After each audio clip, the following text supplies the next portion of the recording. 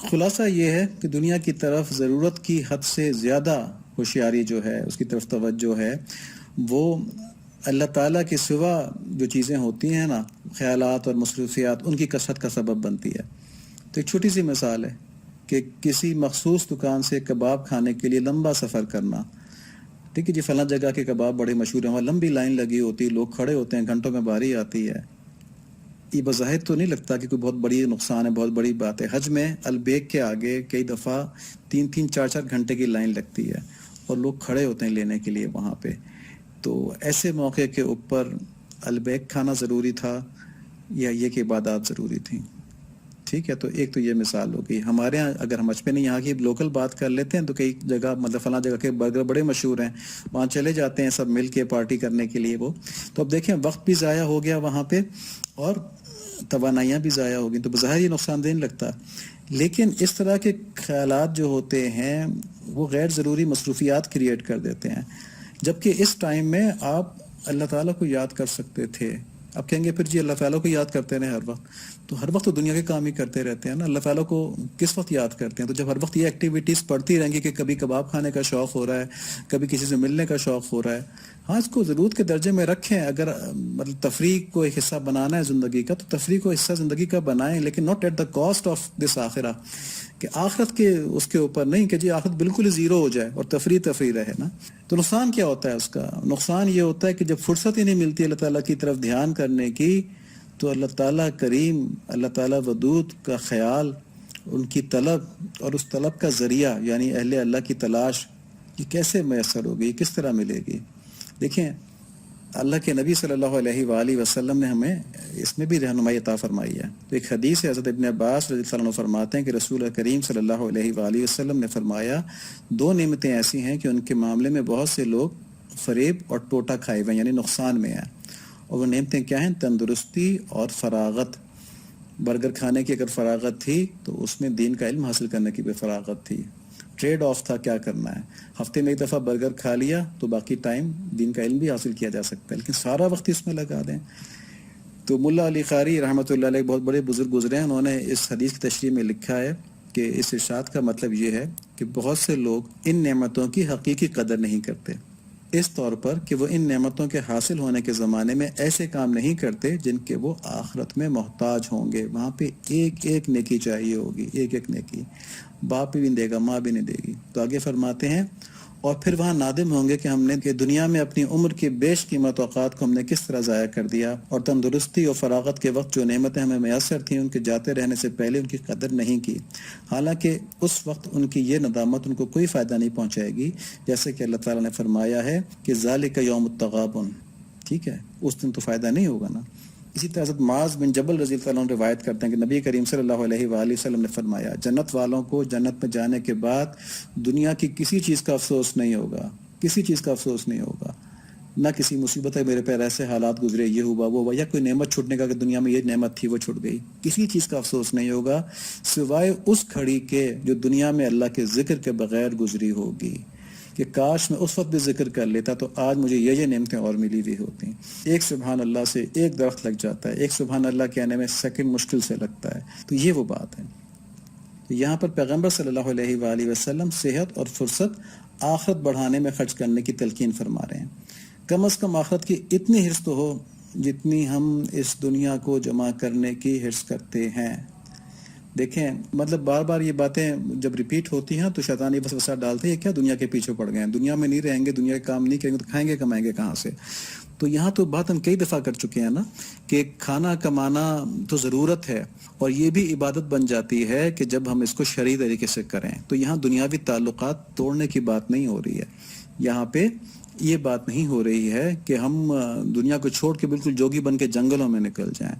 ہم اگر دنیا کے سارے کام کر رہے ہیں، مطلب ایک سائنٹسٹ ہے وہ ریسرچ کر رہا ہے اور وہ ریسرچ کی نیت اس کی یہ ہو جاتی ہے کہ اس سے میں اللہ تعالیٰ کی مخلوق کو فائدہ پہنچاؤں گا، تو عبادت ہو گیا۔ اس میں اپنے فرائض کا خیال رکھے کہ یہ نہیں کہ نماز چھوڑ دے گا، ٹھیک ہے، فرائض کا خیال رکھے گا، اور ان فرائض کا خیال بھی رکھے گا کہ بیوی بچوں کا بھی خیال رکھے گا۔ گھر میں کوئی بیمار پڑ گیا ہے تو یہ نہیں کہ اس بیمار کو چھوڑ کے اپنی ریسرچ میں لگا رہے گا جی میں نے تو اس میں نیک نیت کر لی ہے۔ ہر ایک کے اپنے اپنے حقوق ہیں، ان سارے حقوق کو پورا کرے گا۔ یہ جو ایک کمپلیٹ کمپریہنسو لائف ہے کہ جس میں آدمی ہر چیز کے حقوق پورے کرتا ہے اللہ تعالیٰ کی رضا حاصل کرنے کے لیے، اللہ تعالیٰ کی خوشی حاصل کرنے کے لیے، اور نبی صلی اللہ علیہ وآلہ وسلم کی اتباع کی نیت سے جب ٹھنڈا پانی پیتا ہے تو اس پہ بھی شکر ادا کرتا ہے، سنت طریقے سے پیتا ہے، تو اس کی زندگی کا ہر لمحہ عبادت بن جاتا ہے۔ جب وہ حتیٰ کہ غسل خانے میں جاتا ہے اور بایاں پاؤں پہلے رکھتا ہے سنت کی نیت کر کے، تو اس وقت وہ اللہ کا ولی ہو رہا ہوتا ہے، کیونکہ اللہ تعالیٰ نے فرمایا نا کہ تم میرے نبی کی اتباع کرو، وَلِن كُنتُمْ تُحِبُّونَ اللَّهَ فَاتَّبِعُونِي يُحْبِبْكُمُ اللَّهُ، کہ تم اگر یہ کہتے ہو کہ تمہیں مجھ سے محبت ہے تو تم میرے نبی کی اتباع کرو تو اللہ تعالیٰ تم سے محبت کریں گے۔ تو دیکھیں ولایت مل رہی ہوتی ہے اس وقت جب ہم باتھ روم میں سنت کے اوپر عمل کرتے ہوئے جا رہے ہوتے ہیں۔ جب ہم لیٹتے ہوئے دائیں کروٹ لیٹتے ہیں اس نیت سے کہ سنت طریقہ ہے، تو اس وقت بھی ہم اللہ تعالیٰ کے ولی ہو رہے ہوتے ہیں۔ جب ہم کسی بات پر جس پہ کہ غصہ آنا چاہیے تھا اپنا غصہ دبا لیتے ہیں کہ غصہ نبی صلی اللہ علیہ وآلہ وسلم نے منع فرمایا ہے، تو اس وقت بھی سنت پر عمل کر رہے ہوتے ہیں، اس وقت بھی ولی بن رہے ہوتے ہیں۔ تو اگر ہم دن میں اپنی تمام عادات کو کنٹرول کر لیں، اگر ہم اپنے تمام افعال کو کنٹرول کر لیں اور ان کو سنت کے مطابق گزارنے والے ہو جائیں، تو دن میں ہمیں ولایت کے کتنے زیادہ اپرچونٹیز مل رہی ہوں گی۔ اور یہ کوئی ایسی چیز تو نہیں، ہم دنیا میں کام کرتے ہیں، ہم کھانا کھاتے ہی ہیں نا، ہم باتھ روم جاتے ہی ہیں، ہم سوتے ہی ہیں، ہم لباس پہنتے ہی ہیں، لباس پہننے میں دائیں ہاتھ پہلے ڈال لیں، اتارنے میں بائیں طرف سے پہلے اتار لیں، کھانا کھانے میں کھانا کھانے کی دعا پڑھ لیں، دائیں ہاتھ سے کھا لیں۔ وہ ہوتا ہے نا فیشن بھی ہوتا ہے کہ جی چھری جو ہے رائٹ ہینڈ میں پکڑنی ہے، فوک جو ہے وہ لیفٹ ہینڈ میں پکڑنا ہے، کیونکہ انگریز اس طرح کھاتے ہیں۔ انگریز اس طرح کھاتے ہیں کہ ہم نے انگریز کو کاپی کرنا ہے یا ہم نے نبی صلی اللہ علیہ وآلہ وسلم کو کاپی کرنا ہے، جبکہ حدیث کے اندر وارد ہے کہ الٹے ہاتھ سے کھانا نبی صلی اللہ علیہ وآلہ وسلم نے ناپسند فرمایا ہے۔ تو پھر تو ہمیں انگریز کو کاپی نہیں کرنا چاہیے نا۔ اب جن لوگوں کو پہلے یہ حدیث نہیں معلوم تھی تو وہ اب اس پہ عمل کر سکتے ہیں انگریز کی پرواہ کیے بغیر، ٹھیک ہے، اپنے دائیں ہاتھ سے کھائیں۔ تو اللہ تعالیٰ ہم کو یہ نعمت نصیب فرما دیں۔ یہ تفصیلات اس میں کافی ہوتی ہیں۔ یقین مانیں کہ بزرگوں کے ساتھ رہنے کا فائدہ یہ ہوتا ہے کہ وہ باتیں جو کرتے ہیں وہ یاد نہیں رہتی، لیکن ان کی باتیں دل میں اتر جاتی ہیں اور عادتوں کے اندر آ جاتی ہیں۔ ایک بہت بڑے بزرگ نے فرمایا تھا کہ جب مجھے میرے شیخ نے کہا کہ میرے پاس جو کچھ تھا وہ میں نے تمہیں دے دیا، تو کہتے مجھے کچھ نہیں پتہ چلا کیا دے دیا، میری سمجھ میں نہیں یہ بات آئی، لیکن کیونکہ ان سے عقیدت تھی تو میں نے کہا دے دیا ہوگا بھائی، لیکن مجھے تو پتہ نہیں چلا۔ کہتے ہیں بعد میں جب مجھے برائیوں کی طرف سے وہ ہونے لگی کہ میں برائیاں نہ کروں اور نیکیوں کی طرف مجھے رغبت ہونے لگی، تب مجھے احساس ہوا کہ یہ چیز میرے دل میں انہوں نے ڈالی تھی۔ ٹھیک ہے، تو ان کی باتوں سے، ان کی صحبت سے، اہل اللہ کی صحبت بہت بڑی چیز ہے، بہت بڑی چیز ہے۔ وہ کتابوں سے علم حاصل کرنے سے نہیں حاصل ہوتی۔ دیکھیں تابعین صحابہ کرام کی صحبت کے لیے ترستے تھے، ڈھونڈ ڈھونڈ کے جاتے تھے۔ صحابہ کرام نبی صلی اللہ علیہ وآلہ وسلم کی صحبت کے لیے جاتے تھے۔ اور حضرت اویس قرنی رحمۃ اللہ علیہ جو اتنے بڑے تابعی تھے، وہ صحابیت کے درجے سے کیوں محروم ہو گئے؟ کیونکہ نبی صلی اللہ علیہ وآلہ وسلم کی صحبت کے لیے نہیں آ پائے نا۔ تو صرف ایک چیز کی کمی رہ گئی تو صحابی نہیں بن پائے اور صحابی کے درجے سے رہ گئے۔ وہ کہتے ہیں نبی صلی اللہ علیہ وآلہ وسلم کی صحبت۔ اس کے بعد یہ صحبت کا سلسلہ پھر اللہ تعالیٰ نے چلا دیا۔ صحابہ کی صحبت تابعین کو ملی، تابعین کی صحبت تبع تابعین کو ملی، اور اس کے بعد پھر یہ تو گروہ در گروہ گئی نا، پھر اس کے بعد انفرادی طور پہ آنا شروع ہو گئی۔ پھر اہل اللہ انفرادی طور پہ پیدا ہونا شروع ہو گئے۔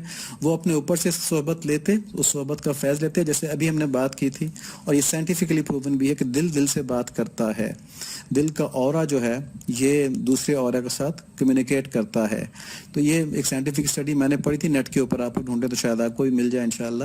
تو یہ ایک اسٹڈی ہوئی تھی کہ وہ کمیونیکیٹ کرتا ہے۔ اگر کسی کے دل میں کسی کے خلاف کوئی بغض ہے تو وہ اس کے دل کو کمیونیکیٹ کر دے گا، اور وہ آدمی خود بخود کہے گا یار یہ آدمی مجھے پسند نہیں ہے۔